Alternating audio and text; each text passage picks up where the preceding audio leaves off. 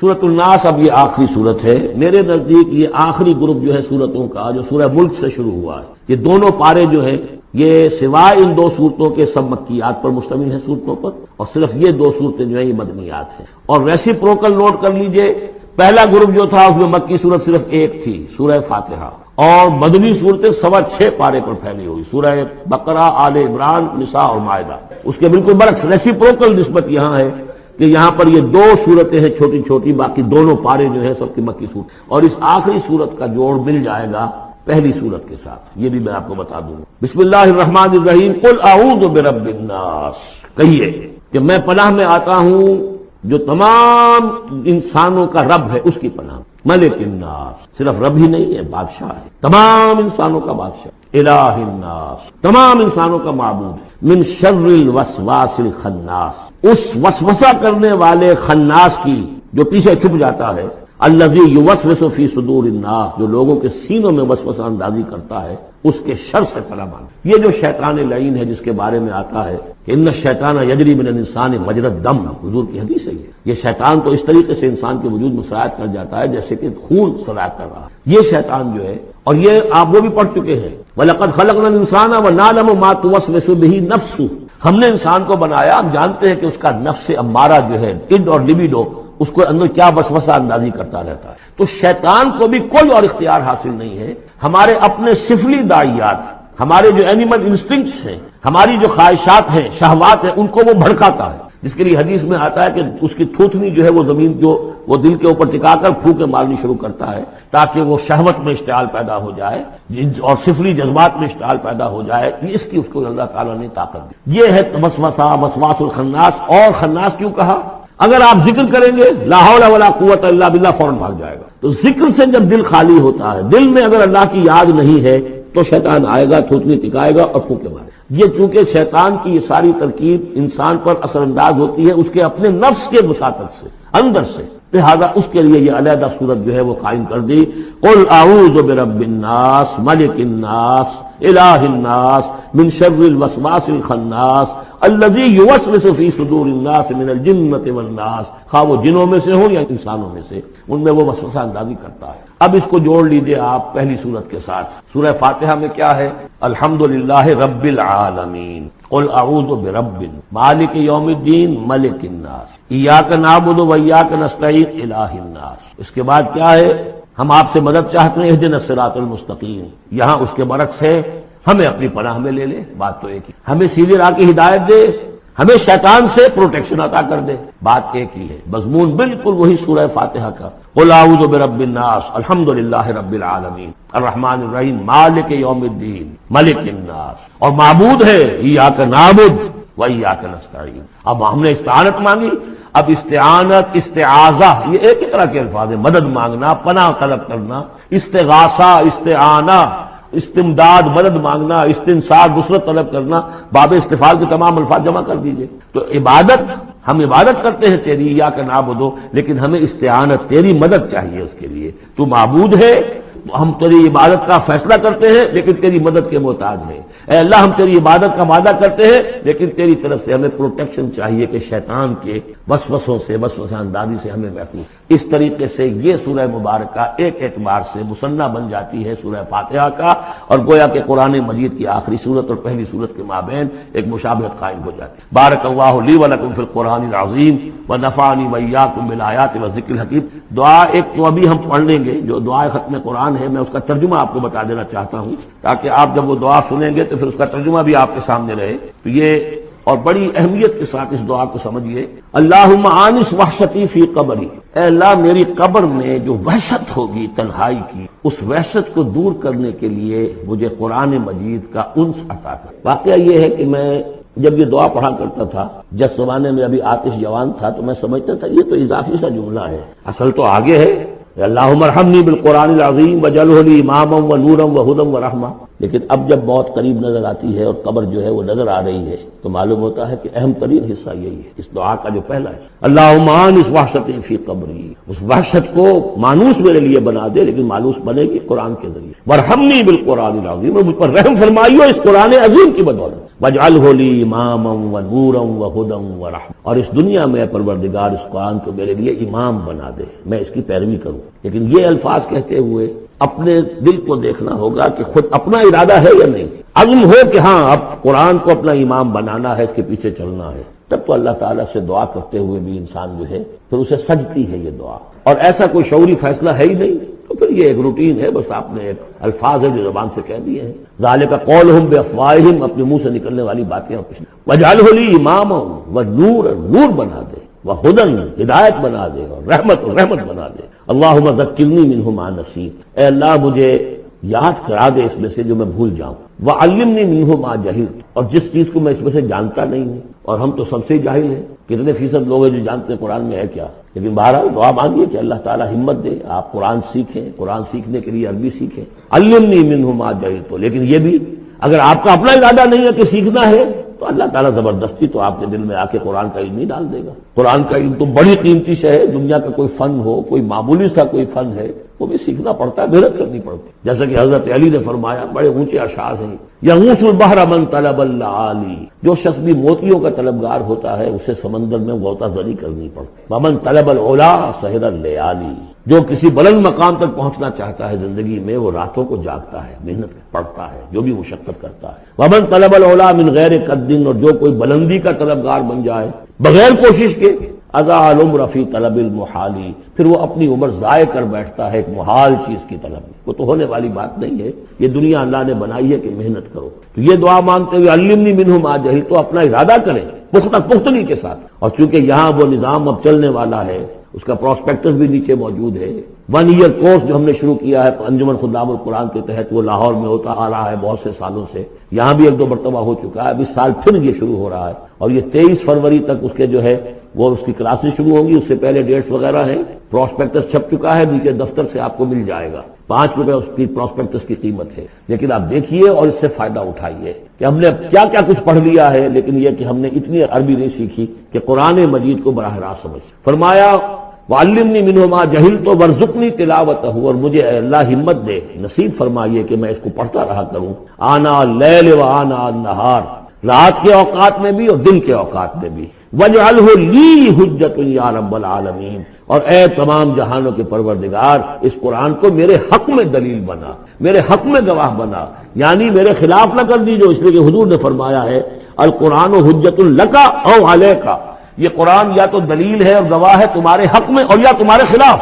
اگر قرآن کو پڑھو گے جیسے کہ پڑھنے کا حق ہے، سمجھو گے جیسے سمجھنے کا حق ہے، عمل کرو گے جیسے عمل کرنے کا حق ہے، اور اس کو دنیا تک پہنچاؤ گے جیسے کہ پہنچانے کا حق ہے، تو یہی قرآن تمہارا شافع بن کر کھڑا ہوگا، یہی تمہارے حق میں گواہی دے گا۔ اور جو کچھ ہم کر رہے ہیں اگر وہی ہم کرتے رہیں گے تو یہی قرآن سب سے بڑا ہمارے خلاف جو ہے استغاثہ لے کر آئے گا کہ اللہ یہ بدبخت کہتا تھا کہ یہ میں تیری کتاب ہوں، مجھے پڑھتا نہیں تھا، مانتا تھا میں تیرا کلام ہوں، سمجھتا نہیں تھا، یا سمجھتا بھی تھا عمل نہیں کرتا تھا۔ یہ سب سے بڑی دلیل ہمارے خلاف، القرآن حجۃ لک و علیک۔ اس قرآن حکیم کے ضمن میں ایک خاص دعا جو حضور سے منقول ہے، اس کی 2-3 روایتیں اس کی تھی کہ جن کو پھر میں نے جمع کیا ہے، اور وہ خوبصورت چھاپ بھی دی گئی ہے۔ اب آج یہاں غالباً اویلیبل ہوگی کہاں، آج یہاں کوئی تحفہ بھی آپ کو دیا جائے گا، یہ جو ابھی ہوگا ختم قرآن جب ہم تراویح میں کر لیں گے تو کچھ تحفہ بھی ہے، تو ایک کیسٹ ہے، ایک وہ دعا جو میں ابھی آپ کو سناؤں گا وہ بھی بہت خوبصورت طبع شدہ، کہیں لٹکا لیجئے اپنے پاس یا میز کے شیشے کے نیچے رکھ لیجئے، اسے یاد کی۔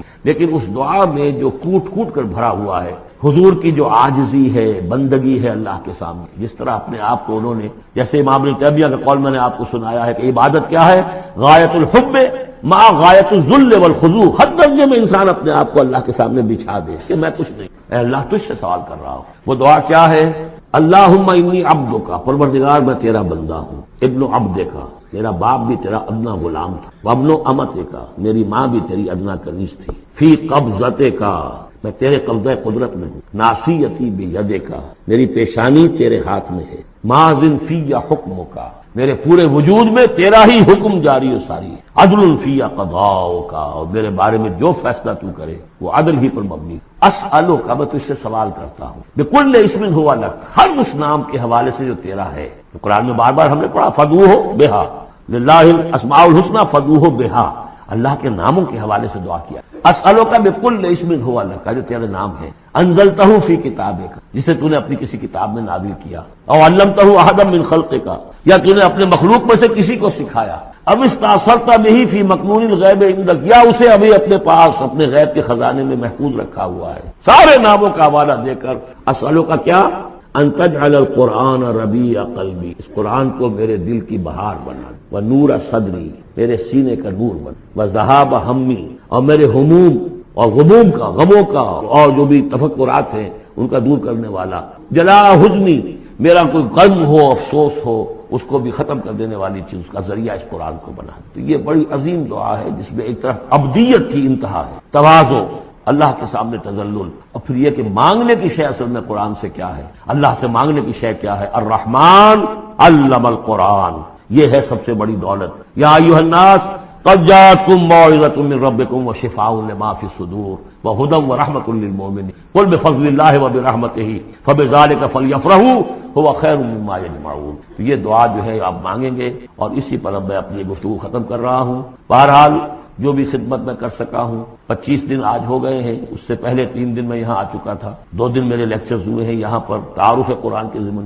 25 دن تک یہ معاملہ چلا ہے، روزانہ 4 گھنٹے، آج 2 گھنٹے 2.5 گھنٹے ہو گئے ہیں، ایک روز 5 گھنٹے. اللہ تعالیٰ میری اس محنت کو قبول کرے. اس دفعہ میں نہیں سمجھتا تھا کہ میں یہ کر سکوں گا، بڑی ڈرتے ڈرتے میں نے اپنے اس خواہش کا اظہار کیا تھا، اللہ سے دعا کی اس لیے کہ صحت بہت خراب چل رہی، لیکن بہرحال اللہ نے ہمت دی ہے. اب جس کو بھی اس سے کوئی خیر پہنچ جائے وہ میرے حق میں بھی دعا کرے. باقی اصل بات سمجھنے کی یہ ہے کہ 25 دن تک جو کچھ قرآن ہم نے سمجھا ہے، اب میں چاہوں گا کہ اس کے بعد یہ نماز ہم پڑھیں گے، اس کے بعد وہ دعا جو ہے ختم قرآن کی امام صاحب حافظ صاحب جن کے پیچھے ہم نے سنا ہے وہ مانگیں گے، اس کے بعد شیرینی اور تحفہ تقسیم ہو جائے گا، اور پھر یہ سمجھیے کہ آدھے گھنٹے کا وقفہ ہوگا تاکہ آپ وہ فریش اپ ہو جائیں. پھر 1 گھنٹے میں جتنے سوالات کے جوابات میں دے سکوں گا، جو سوالات آئے ہیں میں جواب دوں، باقی کو پھر قرض رکھ لیں گے، پھر کسی کبھی یار زندہ صحبت باقی. اور پھر جو ہے مجھے آپ سے آخری گفتگو کرنی ہے، اور مجھے بتانا ہے کہ دین کا کوئی کام جو میں کر رہا ہوں کس نہج سے کر رہا ہوں، اس کے کون کون سے شعبے ہیں، کس کس سے آپ کس طور سے متعلق ہو سکتے ہیں، اس میں میری دعوت کیا ہے، میرے دست و بازو بنے تو،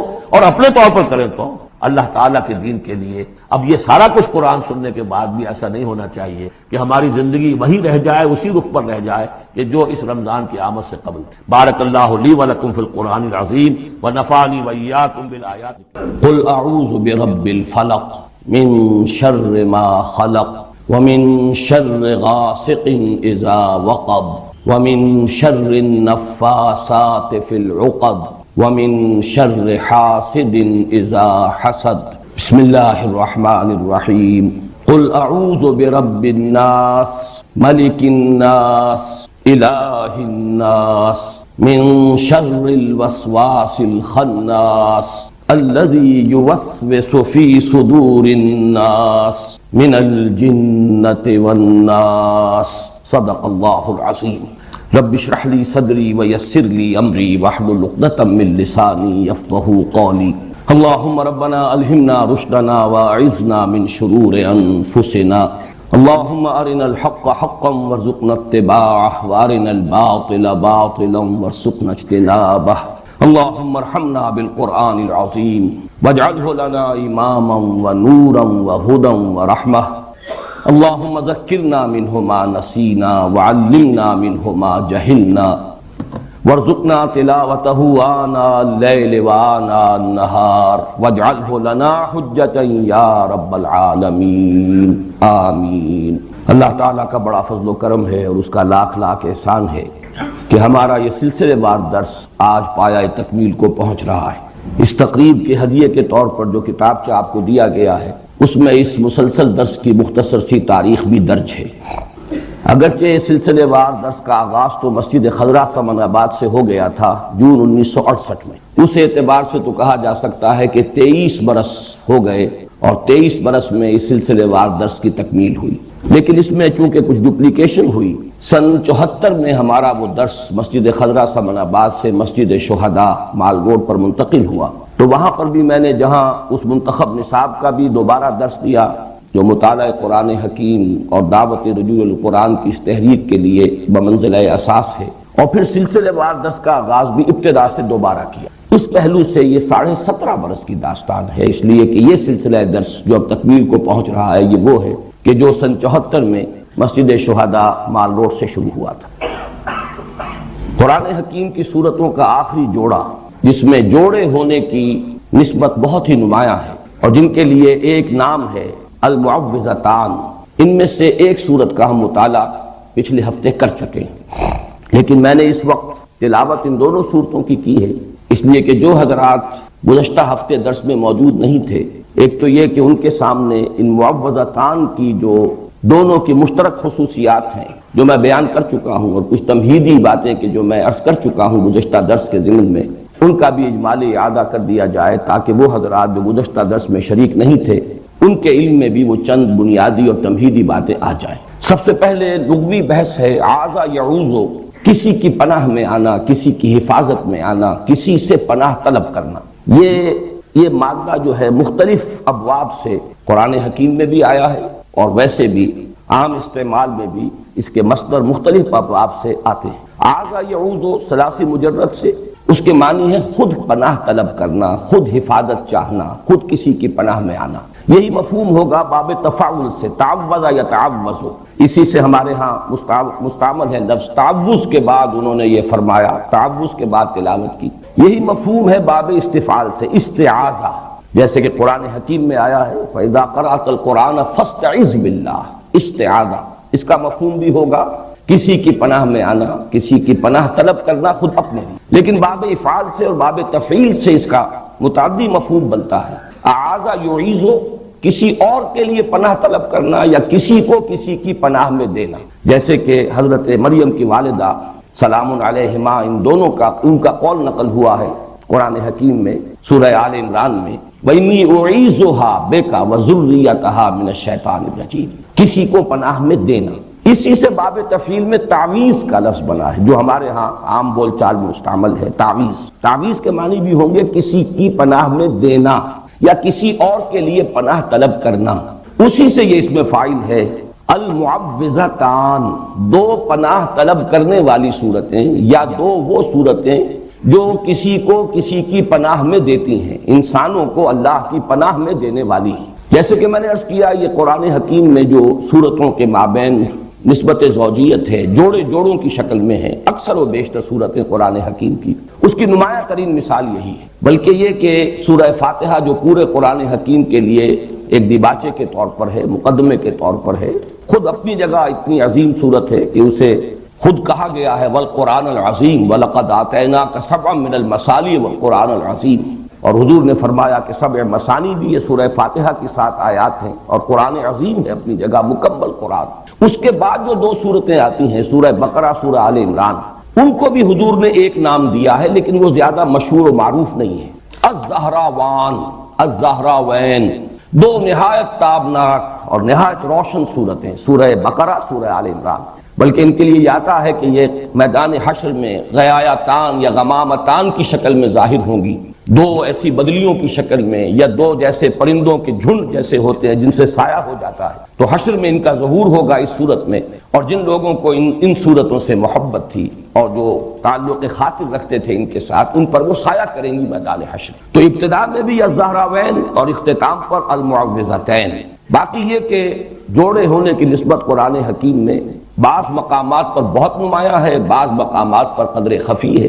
یہاں پر وہ نسبت بہت نمایاں ہے۔ ایک تو یہ کہ ایک ہی مضمون ہے، صاف نظر آ رہا ہے، تعوذ، تعویذ، پھر یہ کہ اس کو جو تقسیم کیا گیا ہے اس کے اعتبار سے ہمیں یہ نظر آتا ہے کہ یہ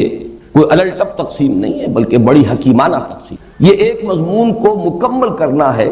دو حصوں میں، اور صحیح تر تمثیل ہوگی کہ یہ ایک تصویر کے دو رخ ہیں۔ انسان پر کچھ آفات وہ ہیں جو خارج سے اس پر وارد ہوتی ہیں، اثر انداز ہوتی ہیں، ان سے پناہ طلب کرنے کی تلقین ہے سورۃ الفلق میں، قل اعوذ برب الفلق من شر ما خلق ومن شر غاسق اذا وقب ومن شر النفاثات فی العقد ومن شر حاسد اذا حسد۔ اور ایک مصیبت وہ ہے جو خود انسان کے اپنے اندر سے ہو کر اس پر اثر انداز ہوتی ہے، وہ وسوسہ۔ ظاہر بات ہے کہ وسوسہ جو ہے وہ چاہے شیاطین انس کی طرف سے ہو یا شیاطین جن کی طرف سے ہو، وہ خود انسان کے باطن پر اثر انداز ہوتا ہے۔ نفس کے اندر جو داعیات موجود ہیں، اس کا اپنے نفس امارہ، اس کی اپنی حیوانی جبلتیں، اس کے اپنے اینیمل انسٹنکٹس، وہ ہیں کہ جو بھڑکتے ہیں، مشتعل ہوتے ہیں، اور اس سے پھر انسان کے دین اور ایمان کو اس کی سلامتی کو خطرہ لاحق ہوتا ہے۔ تو بہترین حکیمانہ تقسیم کر دی گئی۔ خارج سے اثر انداز ہونے والے خطرات اور مضرات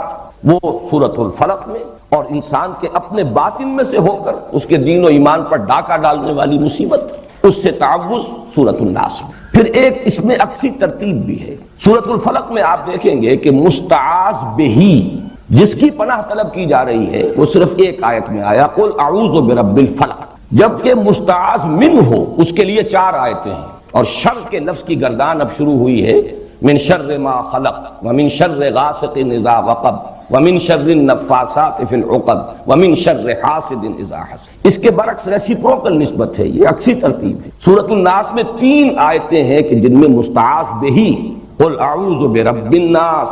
ملک الناس الہ الناس، اور مستعاذ منہ صرف ایک ہے، اگرچہ آیات 3 ہیں لیکن شر کا لفظ ایک ہی مرتبہ آیا ہے، من شر الوسواس الخناس الذی یوسوس فی صدور الناس من الجنۃ والناس۔ آخری 2 آیتیں اسی کی تشریح پر مشتمل ہیں، ورنہ مستعاذ منہ صرف ایک ہے، مستعاذ بہی اگرچہ ذات باری تعالیٰ اپنی جگہ پر تو اکیلی ہے، تنہا ہے، قل هو اللہ احد، لیکن اس کے ساتھ انسانوں کی 3 نسبتیں نمایاں کی گئیں، قل اعوذ برب الناس ملک الناس الہ الناس۔ اس کے بعد مستعاذ من صرف ایک آیت پر مشتمل یا ایک شر ہے۔ یہ ہے وہ ریسیپروکل نسبت جو عام طور پر قرآن حکیم کی جو صورتیں جوڑوں کی شکل میں ہوتی ہیں ان کے مضامین میں بالعموم پائی جاتی ہے۔ اس کے ضمن میں ایک بہت ہی حسین نکتہ ہے جو امام راضی نے بیان کیا ہے کہ واقعہ یہ ہے کہ انسان پر جو مصائب یا جو شرور اثر انداز ہوتے ہیں خارج سے، اس کا سارا اثر انسان کے جسم اور جان پر ظاہر ہوتا ہے، جبکہ انسان پر جو شیطان کی وسوسہ اندازی کا اثر ہے وہ در حقیقت اس کے دین و ایمان پر ڈاکہ ڈالتا ہے۔ لہذا مستعاذ بہی جو ہے اس کے ساتھ بہت زیادہ تعلق کی ضرورت ہے، بہت مضبوط ربط کی تعلق ہے، اس لیے ضرورت ہے، اس لیے کہ شیطان کا یہ وسوسہ جو انسان کے دین و ایمان کے لیے خطرہ ہے، اس کے لیے جب پناہ طلب کرنے کی تلقین کی گئی تو قل اعوذ برب الناس ملک الناس الہ الناس، اس میں یہ تکرار میں جو زور ہے وہ واقعتاً ادھر اشارہ کر رہا ہے کہ یہ ہے اصل جو مصیبت ہے، اور یہی وجہ ہے، اور یہ توازن ہے بڑا حسین کہ وہاں 4 شرور اور یہاں ایک شر، لیکن اس اعتبار سے یہ برابر ہے کہ وہ جتنے مضرتیں ہیں وہ انسان کے جسم و جان پر کسی مصیبت یا تکلیف کی شکل میں اثر انداز ہوتی ہیں، جبکہ یہ مصیبت جو ہے اس کے دین و ایمان پر ڈاکہ ڈالنے والی ہے، جس سے کہ اس کی ابدی زندگی جو ہے حیات اخروی اسے خطرہ لاحق ہوتا ہے۔ تیسری تمہیدی بات ان صورتوں کے بارے میں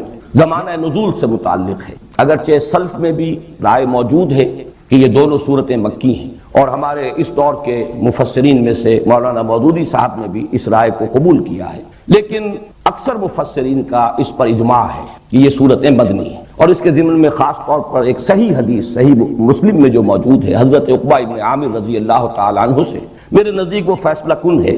اس لیے کہ ان کا قول یہ موجود ہے کہ جس رات یہ صورتیں نازل ہوئیں، اور حضرت عقبہ ابن عامر انصاری ہیں، یہ ہجرت کے بعد ایمان لائے ہیں، بلکہ غالباً سن 7 میں یہ ایمان لائے ہیں، وہی سن جو حضرت ابو ہریرہ کے ایمان لانے کا سن ہے۔ تو جس رات یہ آیات صورتیں نازل ہوئی ہیں اور ایک ہی شب میں نازل ہوئی ہیں، بیک وقت نازل ہوئی، اور یہ بات بھی خاص طور پر جوڑے ہونے کے اعتبار سے قابل غور ہے، قابل توجہ ہے کہ بیک وقت نازل ہوئی لیکن جوڑے کی شکل میں نازل ہوئی، ان کو ایک جوڑے کی صورت دے کر نازل کیا گیا، حالانکہ اس پورے مضمون کو کسی ایک صورت میں بھی جمع کیا جا سکتا تھا۔ تو صبح کے وقت حضور نے فرمایا حضرت عقبہ ابن عامر سے رضی اللہ تعالی عنہ کہ کیا تم نے دیکھا آج جو مجھ پر آیات نازل ہوئی ہیں، الفاظ یہ حضور کے الم ترى آیات انزلت اللیلۃ لم یرى مثلہن، ویسی آیات اس سے پہلے کبھی نہیں دیکھی گئیں، اور حضور کا یہ معمول بھی ہمارے علم میں ہے کہ آپ اس سے پہلے مختلف آپ سے دعائیں منقول ہیں تعوذ کی، مختلف الفاظ میں آپ اللہ تعالیٰ کی پناہ طلب کیا کرتے تھے مختلف آفات سے، لیکن جب یہ صورتیں نازل ہو گئی تو پھر آپ نے اپنی بقیہ تمام دعاؤں کو ترک کر کے صرف انہی دونوں صورتوں کو معمول بہی بنا لیا، انہی کے ذریعے سے تعوذ، اس لیے کہ اب یہ جامع ترین کلمات ہیں، لم یرى مثلہن، ان جیسی تو آیات دیکھی ہی نہیں گئی۔ پھر یہ کہ ثانوی طور پر اس چیز کو تقویت پہنچاتی ہے یہ بات بھی کہ حضور صلی اللہ علیہ وسلم پر جو جادو کیا گیا اجمالاً اس کی روایات صحیحین میں موجود ہیں، بخاری اور مسلم دونوں میں، اگرچہ تفصیلات اس کی ان روایات میں ہیں کہ جو دوسری کتابوں میں ہیں، جو درجہ دوم کی کتابیں ہیں شاہ ولی اللہ دہلوی رحمۃ اللہ علیہ کی تقسیم کے مطابق، لیکن اصولاً یہ بات طے ہے کہ حضور پر لبید ابن عاصم نے جادو کیا، اور اس جادو کے کچھ اثرات بھی عارضی طور پر آپ پر ظاہر ہوئے، اور ان صورتوں کی نزول کا یہ بھی ذکر آتا ہے کہ در حقیقت اسی جادو کے اثرات کو زائل کرنے کے لیے اللہ تعالیٰ کی طرف سے یہ دو صورتیں ہیں جو حضور کو تلقین فرمائی گئی. اس سے بھی اس چیز کو تقویت حاصل ہوتی ہے کہ یہ صورتیں مدنی ہیں. اب آئیے ہم سورۃ الناس کا مطالعہ شروع کرتے ہیں. معوذتین کے بارے میں ایک بات اور نوٹ کر لیجئے، اور یہ میں نے سورہ اخلاص کے درس کے ضمن میں عرض کی تھی کہ ان دونوں کا تعلق ایک جوڑے کی شکل میں یہ دونوں صورتیں ہیں، قل اعوذ برب الفلق قل اعوذ برب الناس، اور دونوں کا ایک بڑا معنوی اور گہرا ربط ہے سورہ اخلاص کے ساتھ. اور سورہ اخلاص کے ساتھ یہ جڑی ہوئی ہیں لفظ الصمد کے حوالے سے. قل هو اللہ احد اللہ الصمد. اور صمد کے لفظ کے اگرچہ بہت سے معنی بیان ہوئے ہیں، مختلف تعبیرات کی گئی ہیں، لیکن جس چیز پر کہ تقریباً اجماع ہے، صمد وہ ہستی ہے جس کی طرف رجوع کیا جائے پناہ کے لیے، مدد کے لیے، جس کی پناہ حاصل کی جائے، جس کی پشت پناہی چاہی جائے. جیسے کہ وہ چٹان کہ اگر جنگ ہو رہی ہو، کہیں مقابلہ ہو، تو جس لشکر کے پیچھے چٹان ہے وہ گویا کہ محفوظ ہے اس کا عقب جو ہے، اور اس اعتبار سے ہمیشہ وہ چٹان کو اپنے پیچھے رکھ کر یا کوئی پہاڑ کے دامن میں آ کر، تاکہ ایک طرف سے خطرہ ہو صرف سامنے سے، پیچھے سے کوئی خطرہ لاحق نہ ہو، تو اس چٹان کو بھی صمد کہا جاتا ہے. بڑے بڑے سردار جو ہوتے تھے انہیں صمد کہتا ہے. اور یہ لفظ وہ ہے جو قرآن حکیم میں صرف ایک مرتبہ آیا، قل هو اللہ احد اللہ الصمد. تو یہ جو اللہ تعالیٰ کی ذات کی شان ہے کہ اسی کی پناہ طلب کی جا سکتی ہے. تمام آفات سماویہ ہوں، ارضیہ ہوں، خارجی ہوں، باطنی ہوں، نفسانی ہوں، یا یہ کہ مادی ہوں، ان سب سے جس ہستی کی پناہ طلب کی جانی چاہیے یا کی جا سکتی ہے، یا جو ہستی کے پناہ دے سکتی ہے، وہ صرف ایک ہے اور وہ اللہ ہے. قل هو اللہ احد اللہ الصمد. اس حوالے سے یہ پناہ طلب کرنے کی تلقین اس ذات سے جو صمد ہے اپنی شان میں، اس سے پناہ طلب کرو. کن کلمات سے؟ قل اعوذ برب الفلق الى آخر السورہ، قل اعوذ برب الناس الى آخر السورہ. تو گویا کہ یہ دونوں صورتیں آپس میں جوڑے ہونے کی حیثیت رکھتی ہیں، اور پھر دونوں کی دونوں منسلک ہیں سورہ اخلاص سے اور اس کے خاص طور پر لفظ الصمد سے. یہی وجہ ہے کہ حضور صلی اللہ علیہ وسلم کا جو معمول ہمیں معلوم ہوتا ہے مختلف روایات سے، اور یہ بھی صحیحین کی روایات میں ہے، کہ آپ رات کو سونے سے قبل اپنی دونوں ہتھیلیوں کو جوڑ لیتے تھے اور ان پر یہ 3 صورتیں آپ تلاوت کر کے پھونکتے تھے، سورہ اخلاص اور معوذتین، اور پھر اپنے دونوں ہاتھوں کو جسم پر پھیر لیتے تھے جہاں جہاں تک بھی وہ ہاتھ پہنچ سکے. اور یہ آپ کا ایسا مستقل معمول تھا کہ نبی اکرم صلی اللہ علیہ وسلم جب بیمار ہوئے مرض وفات میں، اور جب آپ کی نقاہت بہت بڑھ گئی، پھر یہی عمل حضرت عائشہ کرتی رہی رضی اللہ تعالیٰ عنہ. حضور کے ہاتھ اپنے ہاتھ میں لے کر اور اس پر وہ پڑھ کر پھونکا، اور پھر حضور کے ہاتھوں کو اپنے ہاتھوں کے ذریعے سے ہاتھ پکڑ کر حضور کا، اور وہ آپ کے پورے جسم پر جیسے آپ کا معمول تھا آپ پھیرتی تھی. اس میں یہ تینوں صورتیں حضور نے جمع کی. اور بعض روایات میں لفظ بھی آتا ہے معوذات. یہ تینوں مل کر بھی در حقیقت ایک مضمون کی چونکہ تکمیل کر رہی ہیں. تو میں نے ایک لفظ جو ہے جو حضرات مستقلاً میرے اس درس میں شریک رہے انہیں معلوم ہے کہ 6 سوروں کی میں نے ایک اصطلاح ہے اس کو عام کیا ہے کہ قرآن حکیم میں بعض جگہوں پر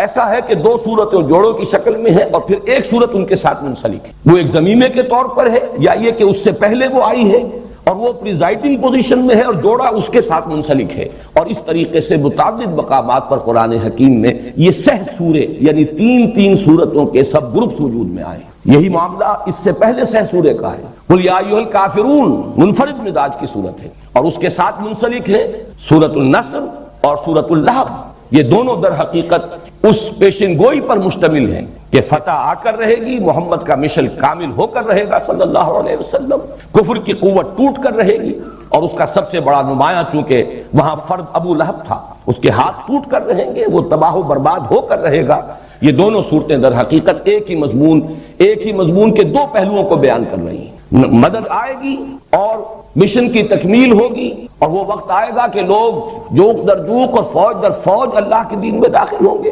اسی مضمون کا گویا کہ عکس ہے. کفر کی طاقت ٹوٹ کر رہے گی، ابو لہب کے ہاتھ جو ہے برباد ہو کر رہیں گے. یہ دونوں صورتیں جڑی ہوئی ہیں کس سے؟ جس میں اعلان برات کیا گیا، قل یا ایھا الکافرون لا اعبد ما تعبدون ولا انتم عابدون ما اعبد ولا انا عابد ما عبدتم ولا انتم عابدون ما اعبد لکم دینکم ولی دین. تو اس طرح پر قرآن حکیم کی یہ آخری 6 صورتیں 2 سوروں کی شکل میں، سورہ کافرون اور ان کے ساتھ جوڑا سورۃ النصر، سورۃ اللہب، سورہ اخلاص اور اس کے ساتھ جوڑا معوذتین. اور اسی سے بات سمجھ میں آئے گی کہ ان دونوں 6 سوروں کے جو ابتدائی صورتیں ہیں جو پریزائڈنگ پوزیشن میں ہے دونوں سوروں میں، ان کے درمیان بڑا گہرا ربط ہے۔ میں نے مثال بھی دی تھی، آج بھی عرض کر رہا ہوں کہ اگر دو ٹرائنگلز آپ بنائیں اپنے سامنے ہی کاغذ پر، جن میں سے ایک کے اوپر سورہ کافرون اور نیچے کے دونوں زاویے جہاں ہیں وہاں سورۃ النصر اور سورۃ اللہب، اور دوسری ٹرائنگل کے اوپر سورہ اخلاص اور نیچے سورہ فلق اور سورۃ الناس، اب آپ دیکھیں گے کہ یہ دونوں جو ٹاپ پر ہیں سورہ کافرون اور سورہ اخلاص، یہ ایک دوسرے کے قریب آ جائیں گی، ان کا براہ راست ایک ربط و تعلق ہوگا، اور یہی ربط و تعلق ہمارے سامنے آتا ہے حضور کے معمولات میں۔ فجر کی دو سنتوں میں سورہ کافرون اور سورہ اخلاص، یہ آپ کا ایک مستقل معاملہ ہے۔ اسی طریقے سے طواف کی دو رکعتیں، پہلی رکعت میں سورہ کافرون، دوسری میں سورۃ اخلاص، معلوم ہوا کہ ان دونوں میں بڑا گہرا ربط ہے۔ پھر یہ کہ سورہ اخلاص کو جہاں کہا گیا ثلث قرآن کہ یہ ایک تہائی قرآن کے مساوی ہے، وہاں سورہ کافرون کو فرمایا گیا ربع قرآن، یہ بھی چوتھائی قرآن کے مساوی ہے۔ تو ان دونوں سورتوں کی عظمت اور ان کا جو باہمی قرب اور مناسبت ہے وہ ان 6 سوروں کی ترتیب کو اگر سامنے رکھا جائے تو بہت نمایاں ہو جائے۔ اب آئیے، قل اعوذ برب الناس ملک الناس الہ الناس، یہ ہے مستعاذ بہی، جس کے ذریعے سے استعاذہ کیا جا رہا ہے، جس کی پناہ طلب کی جا رہی ہے، یا جس کی پناہ طلب کرنے کی تلقین کی جا رہی ہے۔ قل کے لفظ کو شامل کیجئے، کہو میں پناہ میں آتا ہوں، میں پناہ طلب کرتا ہوں لوگوں کے رب کی، لوگوں کے بادشاہ کی، لوگوں کے الہ اور معبود کی۔ یہ جو 3 الفاظ آئے ہیں اور ہم ان تینوں آیات پر ایک ہی وحدت کی حیثیت سے غور کریں گے، اس لیے کہ یہ مستعاذ بہی ہے، جس کی پناہ طلب کی جا رہی ہے، جس کی حفاظت چاہی جا رہی ہے۔ ان میں سب سے پہلے، جیسا کہ میں نے اپنے آخری درس میں عرض بھی کیا تھا، سورہ اخلاص کا جب ہم مطالعہ کر رہے تھے کہ اگرچہ اس سے پہلے درس کے دوران لفظ اللہ جو ہے، اللہ کا یہ نام بے شمار مرتبہ آیا ہے، لیکن شروع میں اس کی وضاحت کی تھی، اللہ کی لغوی بحث، اس کا مادہ کیا ہے، اس کے مفاہیم کیا ہیں، یا پھر میں نے سورہ اخلاص میں آ کر ان باتوں کو دہرایا ہے، اور میں نے عرض کیا تھا کہ لفظ رب کا جہاں تک تعلق ہے اس پر انشاءاللہ گفتگو ہوگی سورۃ الناس میں، حالانکہ یہ لفظ سورۃ الفلق میں بھی آ چکا ہے، قل اعوذ برب الفلق قل اعوذ برب الناس۔ آج میں چاہتا ہوں کہ اس لفظ کی بھی لغوی بحث، اور اس میں ایک اشکال ہے، وہ اشکال ہے کہ جس میں میں بھی بہت عرصے تک مبتلا رہا ہوں، اس لیے کہ عام طور پر اس لفظ کا ترجمہ کیا جاتا ہے پالن ہار، پروردگار، پرورش کرنے والا، درجہ بدرجہ ترقی دینے والا، حالانکہ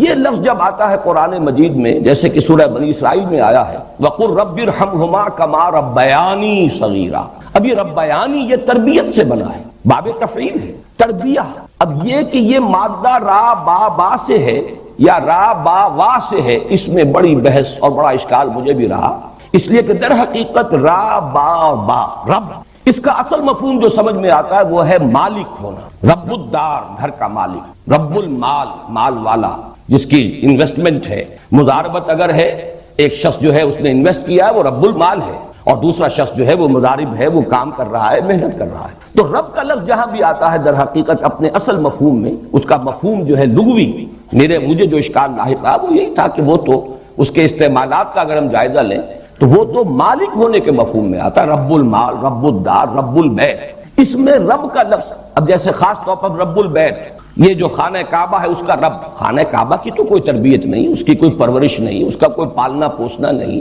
وہاں تو در حقیقت رب کا مطلب مال، جیسے رب المال ہے اسی طرح رب الدار ہے، مال والا، گھر والا، مال کا مالک، رب کا مالک، گھر کا مالک۔ لیکن یہ کہ یہ لفظ جو ہے، اب میں نے اس پر جب مزید غور کیا تو متعدد الفاظ ایسے ہیں کہ جس میں یہ را با با جس طریقے سے ہے، اسی طرح شین قاف قاف شق، دال سین سین 10، اس سے جب باب تفعیل میں مصدر بنتے ہیں، جیسے کہ وہاں پر